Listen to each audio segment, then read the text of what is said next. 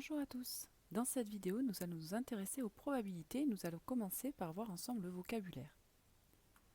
Alors, commençons déjà par savoir ce que c'est qu'une expérience aléatoire. On dit qu'une expérience est aléatoire quand elle a plusieurs issues possibles et qu'on ne peut pas prévoir ce qui va se passer, c'est-à-dire quel résultat va se produire.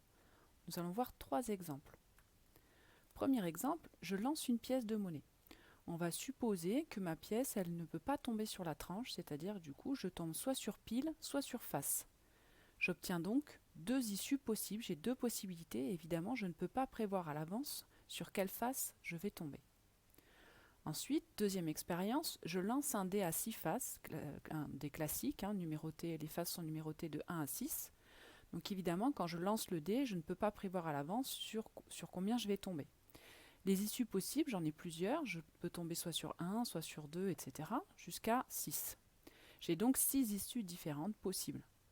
Et enfin, dernière expérience, je fais tourner une roue et je regarde quand la roue s'arrête sur quel secteur, la flèche qui est en haut là, sur quel secteur elle s'arrête. Donc quand je fais tourner la roue, je ne peux pas prévoir à l'avance sur quel secteur je vais tomber. Et j'ai plusieurs issues possibles parce que je peux tomber soit sur perdu, soit sur peluche, rejouer, ballon ou le gros lot. Donc là, j'ai 5 issues possibles. Voilà donc trois types d'expériences aléatoires. À chaque fois, je ne peux pas prévoir ce qui va se passer et j'ai plusieurs issues possibles, donc plusieurs possibilités quand je fais mon expérience. Alors maintenant, nous allons voir ce qu'est un événement. Un événement, quand il est réalisé, il est constitué d'une ou plusieurs issues. Je vais reprendre mon exemple avec le dé à 6 faces que je lance.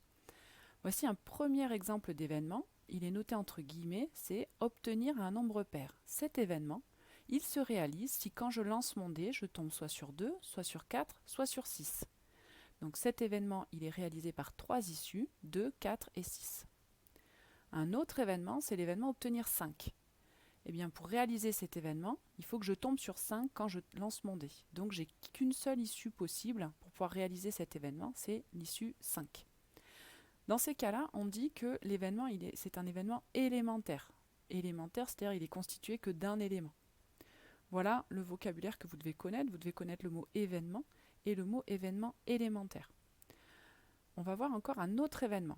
L'événement obtenir 7. Eh bien, quand je lance mon dé classique, évidemment, je ne peux jamais tomber sur 7. Autrement dit, cet événement n'est réalisé par aucune issue. Ça, c'est ce qu'on appelle un événement impossible. Ça porte bien son nom, je pense que vous arriverez facilement à le retenir. Ce qu'on appelle événement impossible. Il ne peut pas se réaliser. Et enfin, dernier événement, obtenir un nombre entier. Eh bien, quand je lance mon dé, puisque mes faces sont numérotées de 1 à 6, évidemment, je tombe forcément sur un nombre entier. Autrement dit, il est réalisé par toutes les issues. Ça, c'est ce qu'on appelle un événement certain, c'est-à-dire qu'on est sûr qu'il va se réaliser. Voilà, au niveau du vocabulaire, vous devez connaître ce que c'est qu'une issue, ce qu'est une expérience aléatoire, un événement, et les mots de vocabulaire aussi, événement élémentaire, impossible et certain. Voilà, cette vidéo est terminée.